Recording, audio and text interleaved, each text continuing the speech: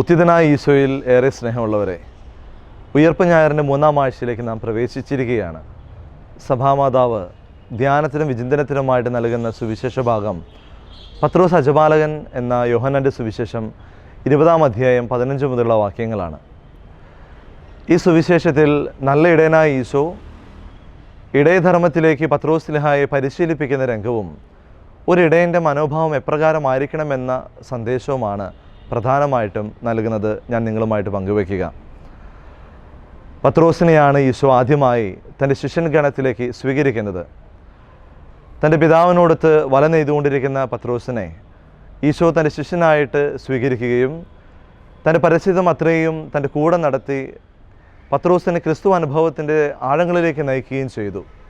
എന്നിട്ടും അവസാനം പീഡകളുടെ സമയത്ത് ഒരു പരിചാരയുടെ മുമ്പിൽ തള്ളിപ്പറയുവാൻ മാത്രമുള്ള വിശ്വാസമായിട്ട് പത്രോസിൻ്റെ വിശ്വാസം അധപ്പതിച്ചത് വചനത്തെ നമ്മൾ വായിക്കുന്നു.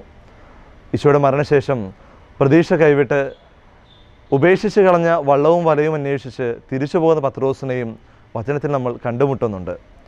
യഥാർത്ഥ അജപാലകൻ, യഥാർത്ഥ ഇടയൻ നഷ്ടപ്പെട്ടതിനെയും തള്ളിപ്പറഞ്ഞതിനെയും ഉപേക്ഷിച്ചതിനെയും തേടിയിറങ്ങുന്നവനാണെന്ന് ഈശോ പത്രോസിനെ സ്വന്തമാക്കുന്നതിലൂടെ അവനെ തന്നെ പഠിപ്പിക്കുകയായിരുന്നു. തനിക്ക് 100 ആടുണ്ടായിരിക്കെ 99 കൂടെ ഉണ്ടായിരുന്നിട്ടും നഷ്ടപ്പെട്ടു പോയ ഒന്നിനു വേണ്ടി ഇറങ്ങിത്തിരിച്ച നല്ല ഇടയൻ്റെ ഇടയധർമ്മമാണ് തള്ളിപ്പറഞ്ഞവനെയും ഉപേക്ഷിച്ച് കളഞ്ഞ പത്രോസിനെയും തേടിപ്പിടിക്കുവാൻ വേണ്ടി കർത്താവ് ഇറങ്ങിത്തിരിക്കുകയും അവനെ സ്വന്തമാക്കി തൻ്റെ സഭയുടെ സാരഥ്യം അവനെ ഏൽപ്പിക്കുകയും ചെയ്തുകൊണ്ട് ഇടയധർമ്മത്തെപ്പറ്റി അവനെ പഠിപ്പിക്കുക. കാലഘട്ടം മുന്നോട്ട് പോകുമ്പോൾ ചേർന്ന് നിൽക്കാത്തതിനെ തള്ളിക്കളയുന്ന സ്വഭാവ സവിശേഷതകൾ അലയടിക്കുമ്പോൾ നല്ല ഇടയനായ ഈശോ പത്രോസിലൂടെ നമ്മെയും ഓർമ്മിപ്പിക്കുന്നത് നഷ്ടപ്പെട്ടതിനെയും തള്ളിപ്പറഞ്ഞതിനെയും ഇട്ടിട്ട് പോയതിനെയും ചേർത്ത് പിടിക്കുന്നതാണ് ഇടയൻ്റെ ധർമ്മമെന്ന് നമ്മെ ഓർമ്മിപ്പിക്കുന്നു. ഈ ഇടയധർമ്മത്തിലേക്ക് പ്രവേശിക്കാൻ ഈശോ നമ്മെല്ലാവരെയും സഹായിക്കട്ടെ. ഒരു ഇടയൻ്റെ മനോഭാവം എന്തായിരിക്കണമെന്നാണ് രണ്ടാമതായി ഈശോ പത്രോസിലൂടെ നമ്മെ പഠിപ്പിക്കുക. 3 പ്രാവശ്യം ഈശോയെ തള്ളിപ്പറഞ്ഞവനായിരുന്നു പത്രോസ്ലീഹ. എന്നിട്ടും അവനെ തന്നെ സഭയുടെ സാരഥ്യം ഏൽപ്പിക്കാൻ ഈശോ കണ്ടെത്തിയ എളുപ്പവഴിയാണ് അവൻ്റെ കുറവുകളെ പറ്റിയുള്ള തിരിച്ചറിവ് നൽകുക എന്നുള്ളത്.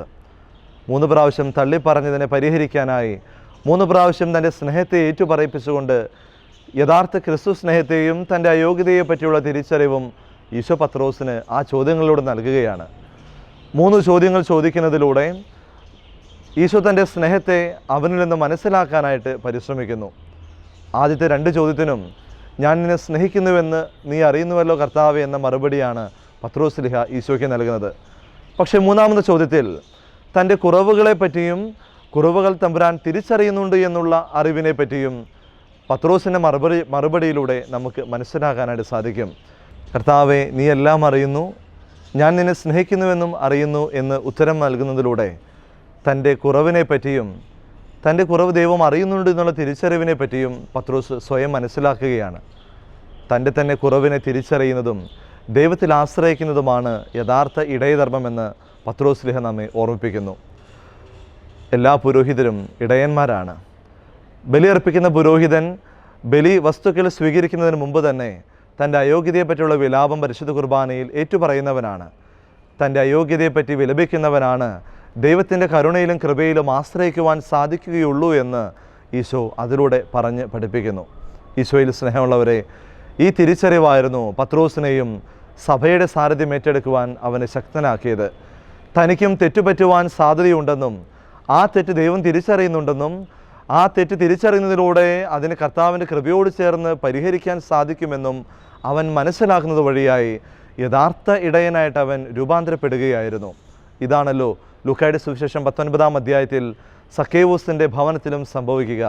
കർത്താവിൻ്റെ സാന്നിധ്യം അവൻ്റെ കുറവിനെ തിരിച്ചറിയുവാനും അവൻ്റെ കുറവിനെ തിരിച്ചറിഞ്ഞത് വഴിയായി അവനുള്ളത് പകുത്തു നൽകുവാനും അവനിടയായപ്പോൾ തമ്പുരാൻ അബ്രാഹത്തിൻ്റെ ഇടം അവനുമായിട്ട് പങ്കുവെച്ചു.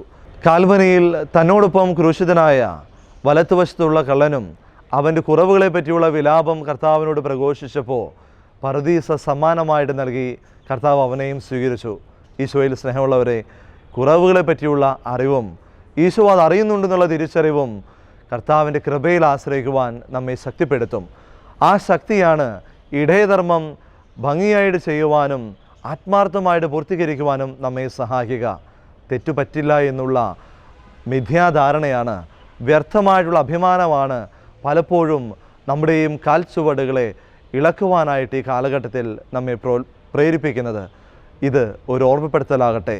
മനുഷ്യനാണ്, ബലഹീനനാണെന്നുള്ള തിരിച്ചറിവും ഇടയനും ഇടറാമെന്നുള്ള തിരിച്ചറിവും, ഇടറുന്നവൻ ഇടയൻ്റെ കൈപിടിച്ച് ഇടയനോടൊത്ത് ചേർന്നിരിക്കുമ്പോൾ അവൻ്റെ ഇടർച്ചകളെ അവൻ കരുത്താകുമെന്നുള്ള വലിയ ശക്തി മനസ്സിലാക്കുന്നവൻ യഥാർത്ഥ ഇടയനാണെന്നും പത്രോസ് സ്ലീഹായെ പോലെ നമുക്കും തിരിച്ചറിയാം.